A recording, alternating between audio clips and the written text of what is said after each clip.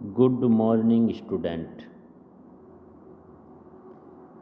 देखिए, आज मैं आपको कुछ फिजिक्स के बारे में बता रहा हूँ। जो पिछले साल का फिजिक्स का पेपर है 2023 का, भौतिक विज्ञान का, उसके बारे में मैं आपको कुछ टिप्स बता रहा हूँ और उसको हल करके मैं आपको जो है बताता हूँ कि किस प्रकार उसको आपको हल करना है। सबसे पहले तो देखना है कि फ़िज़िक्स का जो पेपर है वो टोटल मार्क्स जो होते हैं वो 70 होते हैं, 70 नंबर और 3 घंटे 15 मिनट।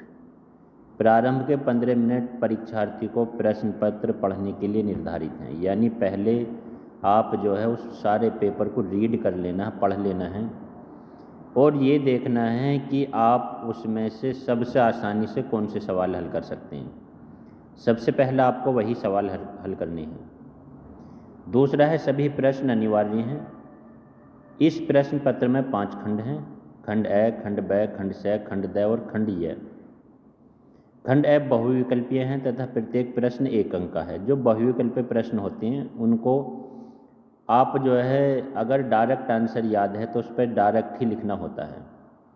थोड़ा बहुत अगर सोल्व करने की ज़रूरत है तो उसे आप सोल्व करके देख सकते हैं। खंड ब अति लघुत्तरीय हैं तथा प्रत्येक प्रश्न 1 अंक का है। खंड से लघुत्तरीय प्रकार से फर्स्ट का है तथा प्रत्येक प्रश्न के 2 अंक हैं। खंड द लघुत्तरीय प्रश्न सेकंड का है तथा प्रत्येक प्रश्न के 3 अंक हैं। खंड यह विस्तृत उत्तरीय है। ये विस्तृत सवाल होते हैं, बड़े सवाल होते हैं, जो प्रत्येक प्रश्न जो है 5 अंक का है। इसमें आपको 2 सवाल दिए हुए होंगे, उनमें से आपको जो है 1 हल करना होता है। पहला कर दो या अथवा वाला हल कर दीजिए। अब देखिए, हम चलते हैं, ये एक सवाल है फर्स्ट क का, वैद्युत फ्लक्स का मात्रक है। तो वैद्युत फ्लक्स जो होता है उसको हम डिनोट करते हैं फाई ई से, और इसके लिए जो सूत्र होता है फाई ई बराबर होता है ई डॉट डी ए, लेकिन हम यहाँ ई ए से ही हल निकालेंगे इसका फॉर्मूला। फाई ई क्या, वैद्युत क्षेत्र की तीव्रता, और इसके लिए फॉर्मूला होता है ई बराबर एफ बटे क्यू ए। अब एफ क्या है, एफ का जो है बल है और बल का मात्रक होता है न्यूटन। ए क्या है, क्षेत्रफल, क्षेत्रफल का मात्रक होता है मीटर स्क्वायर, क्यों क्या, कूलम। तो यानी इसका जो आ जाएगा वो आ जाएगा न्यूटन मीटर स्क्वायर प्रति कूलम, यानी इसका जो आंसर आ जाएगा सेकंड ऑप्शन सही हो जाएगा, न्यूटन मीटर स्क्वायर प्रति कूलम। उसके बाद है खंड से ये है सवाल है, चल कुंडली धारा मापी की सुग्राहिता में वृद्धि की जा सकती है। चल कुंडली की जो धारा मापी की सुग्राहिता है उसका आपको फॉर्मूला याद होना चाहिए। उसमें अगर आप जो है क्षेत्रफल बढ़ाते हैं, क्षेत्रफल को आप इंक्रीज करते हैं तो क्या होता है, उसकी सुग्राहिता बढ़ जाती है।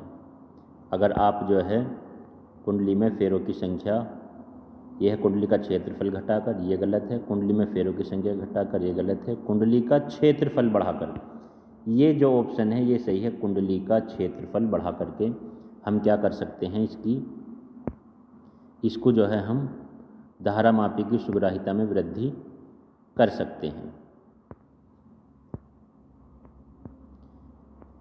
उसके बाद है आगे नेक्स्ट क्वेश्चन है इसका एक आदर्श पीएन संधि के अग्रदिशिक बायस एवं पश्चदिशिक बायस की दशा में होंगे। तो इसमें जो है जो होंगे वो होंगे 0 एवं अनंत।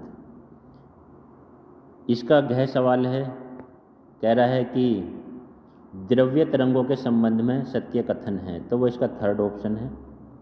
इन तरंगों का तरंग दैर्ध्य कण के आवेश पर निर्भर नहीं करता है, ये तीसरा ऑप्शन सही है। इसके बाद है ये अड़े क्वेश्चन, इसमें कह रहा है ये हाइड्रोजन परमाणु की द्वितीय कक्षा में इलेक्ट्रॉन का कोणीय संवेग है। तो कोणीय संवेग के लिए एक फॉर्मूला होता है L बराबर NH बटे 2 पाई। अब n की वैल्यू है द्वितीय कक्षा के लिए, कह रहा है 2, h की वैल्यू है 6.6 गुणा 10 की घात माइनस कितनी होती हैं 34 ये इसमें दिया हुआ भी है, बटे 2 पाई का मान है 3.14। तो 2 से 2 कैंसिल हो जाएगा। अब 306.6 है ये 3.14 है। इससे जब हम इसको भाग करेंगे तो 2 के आसपास आ जाएगा, यानी इसका जो विकल्प सही हो जाएगा वो हो जाएगा 2.1 गुणा 10⁻³ जूल सेकंड। ये ऊपर वाला इसका जो है आंसर, यानी थर्ड विकल्प जो है इसका सही हो जाएगा, 2.1 गुणा 10⁻³ जूल सेकंड। तो ये वाला जो विकल्प है तीसरा इसका सही हो जाएगा। नंबर 6 है। 6 में ये कह रहा है वायु में रखे किसी पतले उत्तल लेंस की फोकस दूरी 10 सेंटीमीटर है। लेंस के प्रथम फोकस से एक वस्तु को 5 सेंटीमीटर की दूरी पर रखा गया है। द्वितीय फोकस से प्रतिबिंब की दूरी ज्ञात कीजिए। यानी यहाँ से हम जो है एक फॉर्मूला होता है 1/v माइनस 1/u बराबर 1/f। 1/v ये माइनस का उधर जाकर प्लस हो जाएगा, 1/u प्लस का 1/f। अब यहाँ पर बात ध्यान देने की ज़रूरत है कि इसने जो दे रखा है वो ये दे रखा फिर उत्तल लेंस की फोकस दूरी 10 है, प्रथम फोकस से वस्तु को 5 सेंटीमीटर की दूरी पर रखा गया। तो जो u का मान है ये फोकस दूरी और ये 5 जुड़ जाते हैं, तो कितना आ जाएगा u का मान माइनस का 15, और जो f का मान है वो कितना है 10 है। जब आप इसे हल करेंगे तो v का मान निकल कर 30 आ जाएगा, यानी v की जो वैल्यू आ जाएगी वो कितनी आ जाएगी 30 आ जाएगी जब आप इसे सॉल्यूशन करेंगे।